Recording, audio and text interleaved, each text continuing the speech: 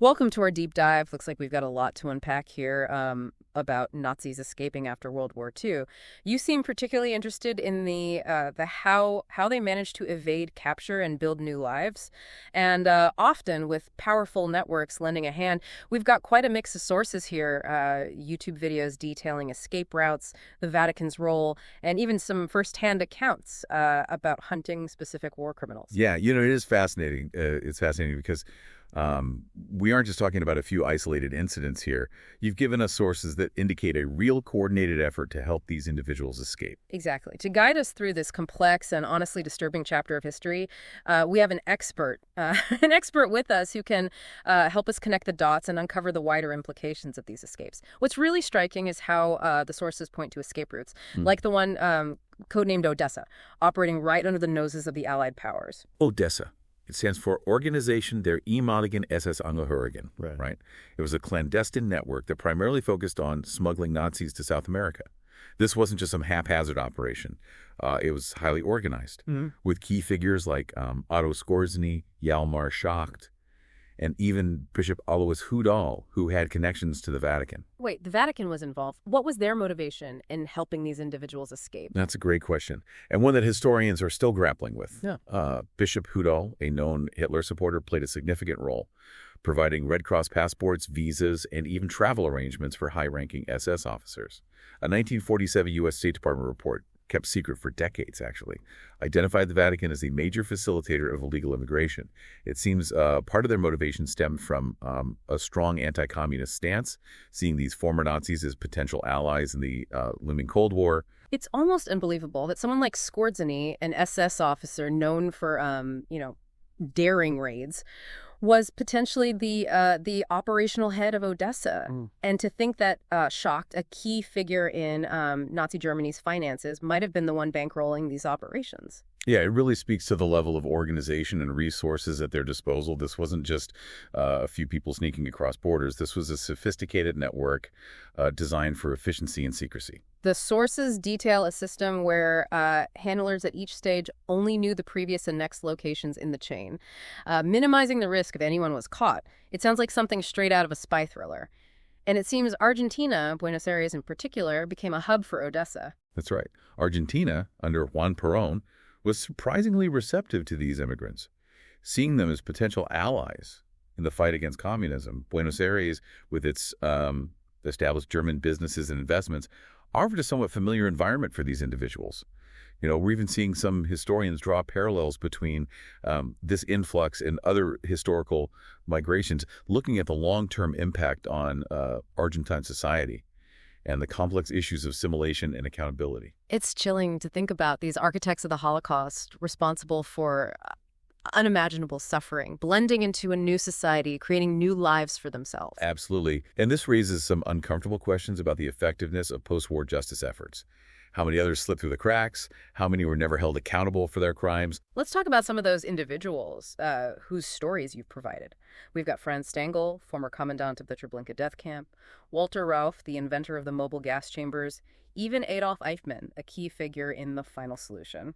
Their escapes and eventual fates are fascinating, but also incredibly disturbing. Stangl, Oh. responsible for the deaths of countless Jews, escaped an Austrian prison, and, with help from Bishop Hudal, made his way to Brazil. Rauff fled to Syria and later settled in Chile, living openly for years. Imagine the trauma for Holocaust survivors, knowing these individuals were living freely, sometimes just a continent away.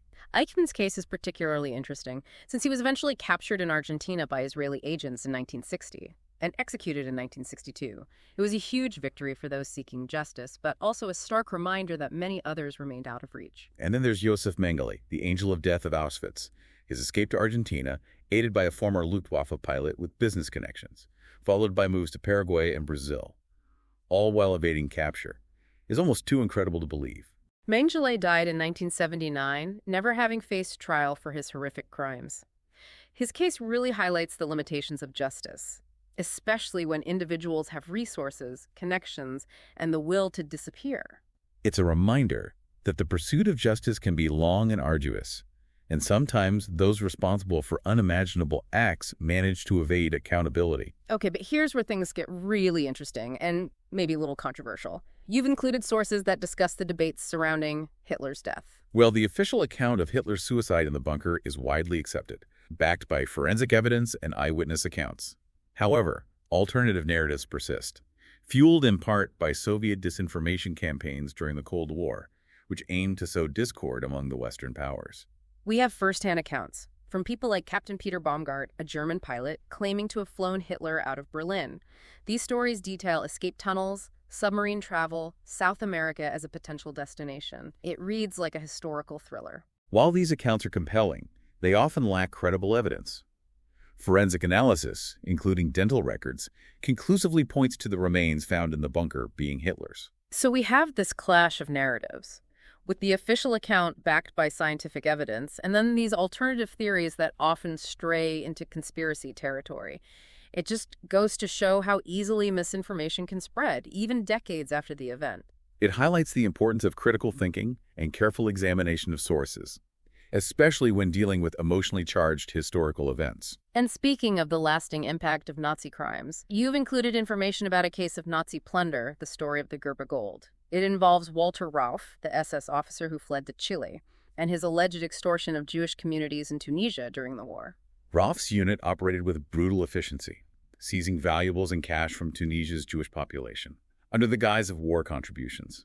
The island of Gerba is a particularly intriguing case, where Rauff's unit supposedly took 50 kilos of gold from the Jewish community there, framing it as a ransom. That gold vanished after Rauff's escape, leaving behind a mystery that's fueled speculation for decades.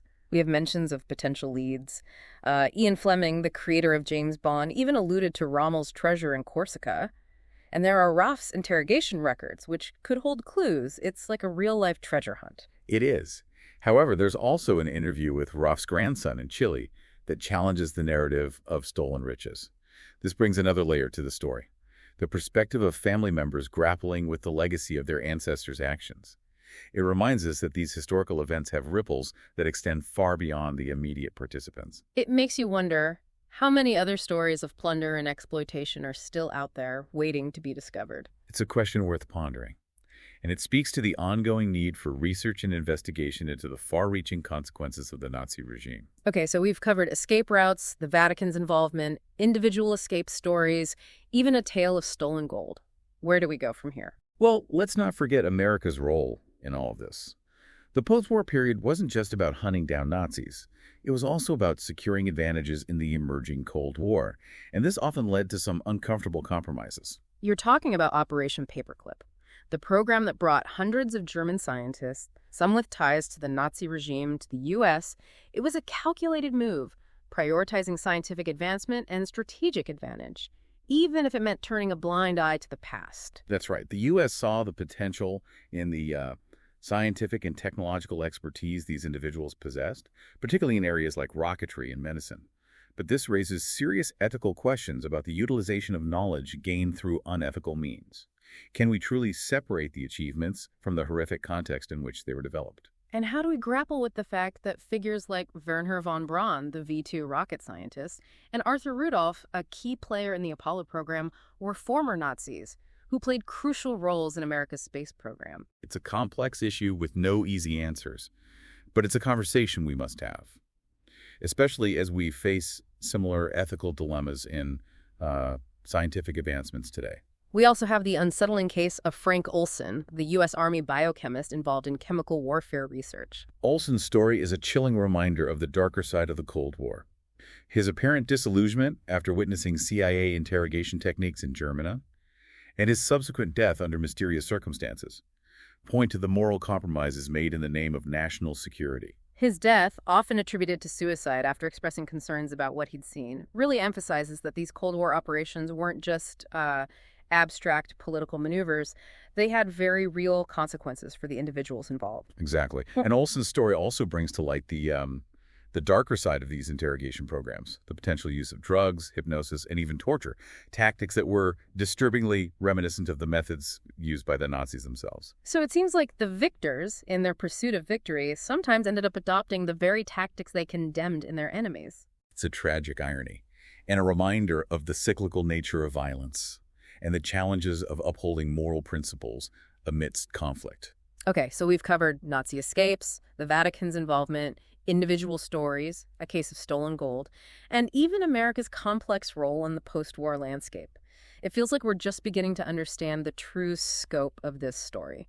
And while we focused on the escapes themselves, there's another side to this post-war chapter, the massive and complex effort to denazify Germany and other nations. So let's dive into that next. Denazification involved a range of approaches designed to remove Nazi influence from society, from legal purges and trials to imprisonment, employment restrictions, and even the destruction of Nazi-related art and literature. It was a monumental task, fraught with challenges and contradictions. Imagine the scale of this undertaking. Millions of people potentially involved in the Nazi regime, all needing to be investigated and assessed. It was a huge logistical and moral challenge for the Allied powers. Absolutely. And the sheer number of individuals involved raised the difficult question of collective punishment, while the need to rebuild war-torn societies often led to compromises and inconsistencies in the application of justice. So denazification, while absolutely necessary, wasn't a simple or straightforward process. It was messy, it was complex, and it raised difficult ethical questions that continue to be debated today. Precisely. And it's important to remember that while denazification aimed to dismantle the formal structures of the Nazi regime, it couldn't completely eradicate the ideology that fueled it. So what happened to those who slipped through the cracks of denazification? The remnants of the Nazi Party, extremist groups, individuals who continued to hold on to those hateful beliefs? That's a crucial question, and it's one that leads us into an even darker chapter of the post-war period, where the Cold War and the pursuit of strategic advantage led to some truly unsettling alliances. So these remnants of the Nazi regime, those who managed to evade justice or clung to these dangerous ideologies, what happened to them? It seems like the Cold War, with its focus on espionage and covert operations, created a breeding ground for some unlikely alliances. Yeah, it did. The Cold War really transformed the global landscape. And in this new world order, former enemies became potential assets, intelligence agencies on both sides, eager to exploit any advantage they could get, even if it meant turning to individuals with, a dark past. It's almost unthinkable. Intelligence agencies recruiting former Nazis, individuals who committed atrocities, to fight against the Soviets. It seems like pragmatism and the fear of communism just overshadowed any moral qualms. Exactly. The perceived threat of Soviet expansion just became the overriding concern. And in this context, the past transgressions of individuals like former SS officers or scientists with Nazi affiliations became secondary. The logic was chilling, The enemy of my enemy is my friend, even if that friend was complicit in horrific crimes. The sources you provided actually detail a U.S. operation, codenamed Operation Rusty, which involved using former Nazis as spies within the Soviet zone. It's mind-boggling to think about the risks involved. These individuals could have easily switched sides or become rogue agents. Absolutely. The British, for example, expressed serious concerns about Operation Rusty, fearing precisely that scenario. Former Nazis using their knowledge and skills against the West. It's a testament to how high the stakes were in the early years of the Cold War, with both sides willing to gamble on risky strategies. One of the sources tells a story of Günter Ebeling, a former SS commander involved in atrocities in Warsaw. He was actually recruited by the U.S. to hunt down remaining Nazis and Hitler Youth members. The irony is almost too much to bear. Yeah, Ebeling's case really highlights the moral complexities of this period. I mean, he was eventually deemed a security risk by the British and killed by a British agent because he can no longer be controlled. It's a stark reminder that these covert operations often involve, walking a tightrope, balancing the pursuit of strategic advantage with the very real danger of empowering dangerous individuals. Unsettling to think about these former enemies working alongside their former adversaries, their shared past seemingly forgotten in the face of this new global conflict. Yeah, it speaks to the shifting sands of allegiance and morality in the post-war world. The lines between right and wrong just became incredibly blurred as the fight against communism took center stage. And this wasn't just limited to espionage. The U.S., in its quest for technological superiority, also recognized the value of the scientific knowledge gained by the Nazis, even if it meant overlooking the horrific methods used to obtain it. That's where Operation Paperclip comes in. This operation brought Wernher von Braun and hundreds of other German scientists, engineers, and technicians to the U.S. while their expertise proved invaluable in, advancing American technology, particularly in rocketry and space exploration. Many of these individuals had been involved in horrific experiments on concentration camp prisoners. So it wasn't just former spies and soldiers. Even scientists with a deeply troubling past were given a chance to contribute to the American war effort. It begs the question, was it possible to separate their scientific achievements from the horrifying context in which they were developed? That's a question that has haunted historians and ethicists for decades. And it's not an easy question to answer. Some argue that their knowledge, once acquired, could be used for good, regardless of its origins. Others contend that utilizing knowledge gained through such unethical means essentially condones the methods used to obtain it. And then there's the tragic case of Frank Olson, the U.S. Army biochemist involved in chemical warfare research, whose story speaks to the psychological toll these compromises took on some individuals. Olson became disillusioned after witnessing CIA interrogation techniques in Germany, techniques that were disturbingly similar to those used by the Nazis. He expressed concerns about what he had seen, and his death shortly after, officially ruled as suicide, has been shrouded in mystery and speculation ever since. His story really humanizes this whole chapter of history. These weren't just political maneuvers or strategic decisions being made in, distant offices. They had real-world consequences for the individuals involved, both perpetrators and those who were forced to grapple with the moral implications of these actions. It's a reminder that history is made up of individual stories, and those stories often involve difficult choices, compromises, and consequences that ripple outwards, impacting generations. There's a lot to take in, and we've only just scratched the surface. You're absolutely right. We've explored the intricate escape routes Nazis utilized, the surprising involvement of powerful entities like the Vatican, and the moral compromises made in the shadow of the Cold War. We've examined individual stories of both those who escaped justice and those who were brought to account. But what about the broader effort to cleanse society of Nazi influence? What about the attempts to ensure that such horrors would never be repeated? That's where denazification comes in, right? This massive undertaking to remove the remnants of Nazi ideology and to rebuild societies in the aftermath of unimaginable trauma. Exactly. Denazification was a multifaceted and incredibly challenging process involving everything from legal purges and trials to the restructuring of education systems and the rewriting of history books. It seems like a Herculean task, considering the widespread influence of the Nazi regime and the sheer number of individuals who were, to some extent, complicit in its crimes. It was. And the Allied powers approached this task with varying levels of commitment and different strategies, resulting in a mixed bag of successes and failures. So let's dive into those different approaches. How did each of the Allied powers tackle the challenge of denazification? What were their goals, their methods, and ultimately their successes and shortcomings? The Americans, at least initially, took a fairly rigorous approach, driven by a desire to completely eradicate Nazi influence from German society. They implemented a system of questionnaires, investigations, and employment restrictions, aiming to identify and remove individuals with ties to the Nazi Party from positions of power. It sounds like a massive undertaking, both logistically and administratively. It was. Millions of forms were processed, countless investigations were conducted, and the sheer scale of the operation led to inevitable inconsistencies and frustrations.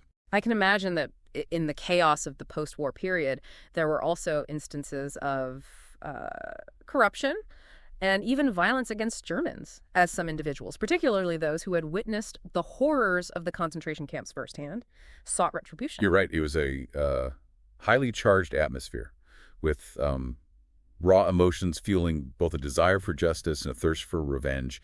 And amidst the chaos, opportunities arose for exploitation. Black market dealings flourished. And fraternization with German women, sometimes consensual, sometimes not, became a point of contention. It's a reminder that even the victors weren't immune to moral compromise in this turbulent environment. And what about the Soviets? They had their own unique perspective on dealing with the legacy of Nazism, didn't they? Absolutely. The Soviet approach was much harsher, shaped by their own experiences during the war and their ideological opposition to fascism. Their focus was on eliminating any possibility of a Nazi resurgence, which led to the banning of anything remotely connected to the Nazi Party, books, symbols, even certain types of physical exercise that were deemed too closely associated with Nazi ideology. It sounds like a very different approach, driven by a combination of fear, ideology, and a desire for control. Exactly. And it's important to remember that despite their ideological differences, both the Americans and the Soviets utilized former Nazis for their own intelligence operations. They recognized the value of their knowledge and expertise, and in the context of the Cold War, the enemy of their enemy became, in some cases, a valuable, if morally questionable, ally. So both sides were willing to overlook the past sins of these individuals in pursuit of a strategic advantage in this new global conflict. It makes you wonder if true accountability was ever really possible in this environment. That's a valid point. The pursuit of justice became entangled with Cold War politics, and this inevitably led to compromises, shifting priorities, and a certain degree of moral flexibility. And where did the British and the French fall on this spectrum of denazification? Did they align more closely with the American or the Soviet approach? The British, facing their own economic challenges in the post-war period, took a more pragmatic approach. They focused on prosecuting major offenders, but generally allowed Germans who had held minor positions in the Nazi Party to manage their own affairs. It seems like a combination of exhaustion after years of war, economic constraints, and perhaps a recognition that rebuilding their own nation would require some level of cooperation from the German people. It makes sense, but it also raises questions about how effectively they were able to root out Nazi influence from German society. That's a valid point. And the French, while initially engaging in a purge of collaborators, were even less stringent than the British. They recognized the need to rebuild their nation and acknowledged that not every German was a fervent Nazi. Their approach was characterized by a mix of pragmatism, a desire for reconciliation, and perhaps a sense of fatigue after years of occupation and conflict. So we see a range of approaches, each shaped by different circumstances, priorities, and ideologies. But what about those who slipped through the cracks? Those who weren't caught or prosecuted, who managed to maintain their allegiance to Nazi ideology, even in the face of defeat? That's where the story takes an even darker turn. While denazification efforts succeeded in dismantling the formal structures of the Nazi regime, they couldn't completely eradicate the ideology that fueled it and the Cold War, with its emphasis on espionage, covert operations, and the constant search for an edge, created a breeding ground for the resurgence of these dangerous ideas. It's chilling to think that these remnants of the Nazi Party, these individuals who clung to these hateful beliefs, could find a foothold in the post-war world, often with the unwitting support of the very powers that had defeated them. It's a complex and disturbing legacy, one that continues to shape our understanding of the 20th century and its lasting impact on global politics and society, and raises some important questions about the limits of justice, the enduring power of ideology, and the unintended consequences of our actions, even when those actions are taken with the best of intentions. It's a sobering thought to realize that the fight against Nazi ideology didn't end with the fall of the Third Reich. In a way, it feels like the Cold War created this unintended space for these dangerous ideas to resurface, sometimes in the most unexpected places. Yeah, that's a keen observation. The Cold War, with its focus on realpolitik and strategic advantage, often overshadowed the ongoing need to address the roots of Nazi ideology and to hold those responsible for its crimes accountable. You've provided sources about the hunt for Nazi war criminals, a pursuit of justice that continues even today. It's a reminder that the wounds of the past don't simply heal with the passage of time. Exactly. Organizations like the Simon Wiesenthal Center, founded by Holocaust survivor Simon Wiesenthal, have played a crucial role in tracking down those who evaded capture and bringing them to justice. It's a testament to the enduring power of memory and the unwavering commitment to ensuring that these atrocities are never forgotten. It's inspiring to think about Wiesenthal dedicating his life to this pursuit. It reminds us that individuals can make a profound difference, even in the face of seemingly insurmountable challenges. And these efforts have yielded significant results, even decades after the war. Individuals like Klaus Barbie, known as the Butcher of Lyon for his brutal crimes during the Nazi occupation of France, were eventually extradited and brought to trial, thanks in part to the tireless work of organizations and individuals dedicated to, seeking justice. Mm-hmm. It shows that accountability, while sometimes delayed, is still possible. It offers a glimmer of hope for the victims and their families, a sense that even in the darkest of times, justice can prevail. But it's also a race against time. Many of these perpetrators are elderly, and the window for prosecution is closing rapidly. It's a sobering thought that some may escape justice altogether. It's a difficult truth to accept, knowing that some who committed horrific crimes may never be held accountable in a court of law. Unfortunately, that's a reality we must confront. But it's crucial to remember that the pursuit of justice isn't solely about punishment. It's also about acknowledging the suffering of the victims, preserving their stories, and ensuring that history doesn't repeat itself. It's about education, remembrance, and commitment to building a world where such atrocities are never again possible. Precisely. And while we've explored a great deal in this deep dive, uncovering the intricate networks of escape, the complex web of motivations, and the far-reaching consequences of these events, there's always more to uncover, more connections to make. I'm struck by how this exploration has revealed the interconnectedness of history, how the echoes of World War II, from the escape of Nazi war criminals to the moral compromises of the Cold War, continue to shape our world today. Yeah, it underscores the importance of engaging with history, not just as a collection of facts and dates, but as a living narrative that informs our understanding of the present and our choices for the future. So where do we go from here? Where will you dive deeper into this topic? Will you explore the psychological factors that enabled ordinary people to participate in such horrific acts? Or perhaps delve into the cultural and societal conditions that gave rise to Nazism in the first place? The quest for understanding, for knowledge, is never truly finished. And the more we learn, the better equipped we are to confront the challenges of our own time and to build a world where the horrors of the past are never repeated. Thank you for joining us on this deep dive. It's been a heavy journey, confronting the darkness of humanity and grappling with difficult questions about justice, morality, and the legacy of the past. We hope this exploration has inspired you to continue your own quest for knowledge and understanding. Remember, the responsibility to learn from history, to never forget its lessons, and to work towards a more just and compassionate future rests with each of us.